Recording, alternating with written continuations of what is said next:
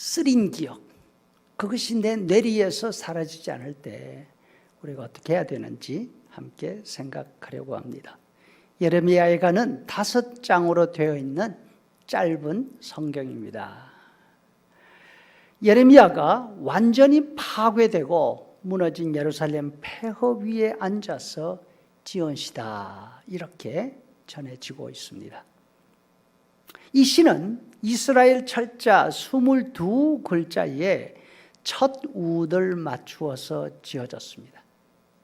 운이 딱딱 맞고 또 그 내용의 정서가 아주 풍부한 시입니다. 여러분들 작정하고 읽어볼 수 있기를 바랍니다. 우리말로는 애가 슬픈 노래라는 제목으로 되어 있습니다. 고대 그리스말로 번역된 구약 성경인 70인역의 제목은 눈물들, 이렇게 되어 있습니다.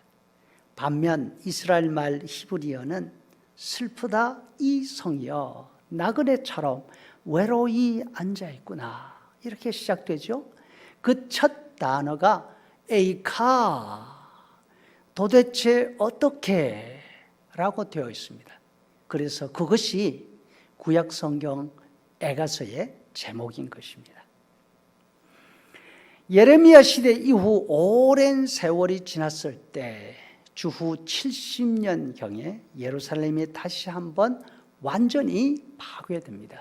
이번에는 로마 군대죠.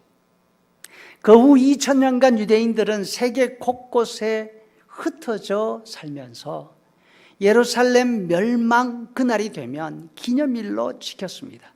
바로 이때에 예레미야 애가를 읽으면서 하나님의 구원을 간절하게 고대하면서 기도했다 합니다. 여러분, 지금 우리가 겪고 있는 고난, 고통 만만치 않은 아픔입니다. 하지만 우리의 형편은 예레미야가 살아갔던 그 시간에 비교하면 별것 아닙니다. 원래 예레미야는 제사장이었습니다. 그런데 50여 년간 선지자로 활동합니다.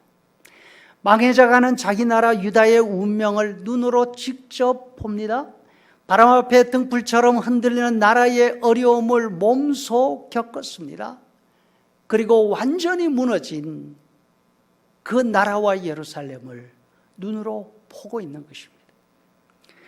유다 왕 요시야 13년부터 사역을 시작해서 예루살렘이 완전히 망하고 그 유민들이, 남은 사람들이 하나도 남지 않고 다 흩어지는 그 모습을 자기 눈으로 본 거죠. 요시야 왕은 어떤 사람입니까? 아버지 므낫세가 완전히 망가뜨려 나라를 이어받습니다.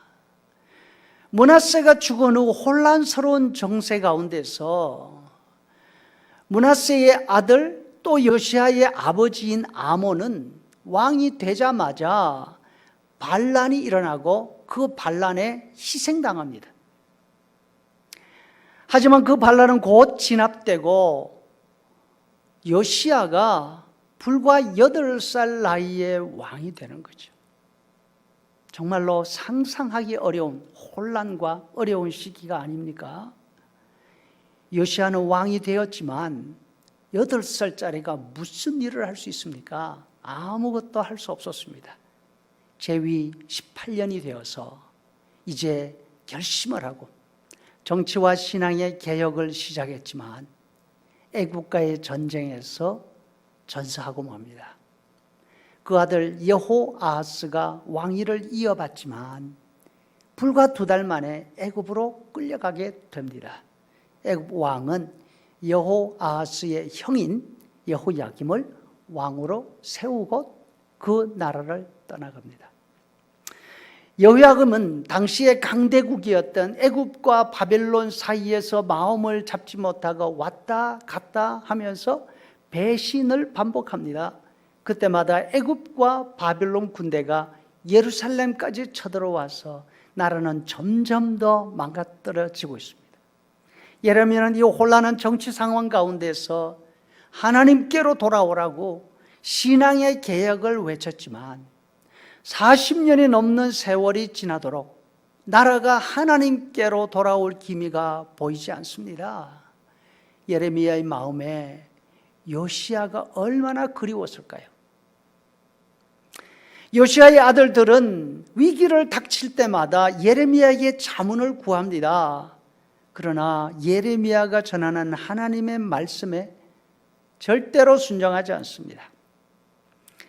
여호야김 왕은 예레미야가 전하는 하나님의 말씀 두루마기를 읽는 페이지마다 잘라서 화롯발에 던져 태워버릴 정도로 지독했습니다. 드디어 예루살렘이 망합니다. 당시 세계 최강 바벨론 군대가 예루살렘을 정복하고 그 성벽을 다 허물어 버립니다.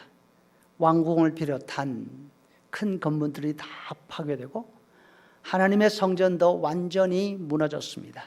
수많은 사람들이 죽고 왕과 왕비를 비롯한 귀족들이 전쟁 포로로 호송줄에 묶여서 끌려갔습니다.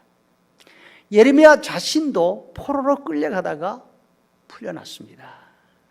그리고 돌아와서 무너진 성전과 예루살렘을 보면서 또 요시야 왕을 그리워하면서 그 슬픔을 시로 풀어낸 것입니다. 예레미야는 자신이 겪고 있는 고난을 고초와 재난, 쑥과 쓸개접으로 표현합니다. 우리는 쑥 생각하면 건강식, 쓸개접 생각하면 곰쓸개, 웅담을 생각하면서 그거 참 귀한 약재지 이렇게 생각하는 경향이 있습니다. 그러나 여기에서 쑥은 식물 가운데 가장 쓴 나물이죠. 쓸개는 곰의 쓸개가 아니라 사람을 고문하고 괴롭힐 때 먹이는 써서 도무지 견딜 수 없는 독약입니다. 예레미야는 19절에서 말씀합니다. 나는 내 고초와 재난을 잊을 수가 없습니다. 내 창자가 그것을 기억하고 잊지를 않습니다. 그때마다 나는 절망 가운데 빠집니다.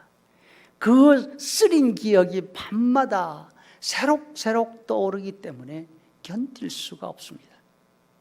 그런데 절망이 깊어지면 깊어질수록 내 속에는 희망이 생겨납니다.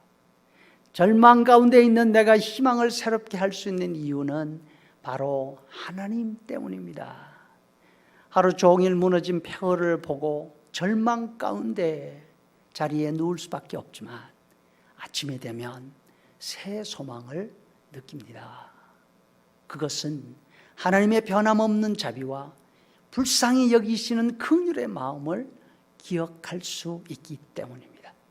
하나님은 변치 않으시고 한 번 하신 약속을 잊지 않으시는 분이심을 내가 알고 있기 때문에 매일의 아침이 새로운 희망이 되는 것입니다.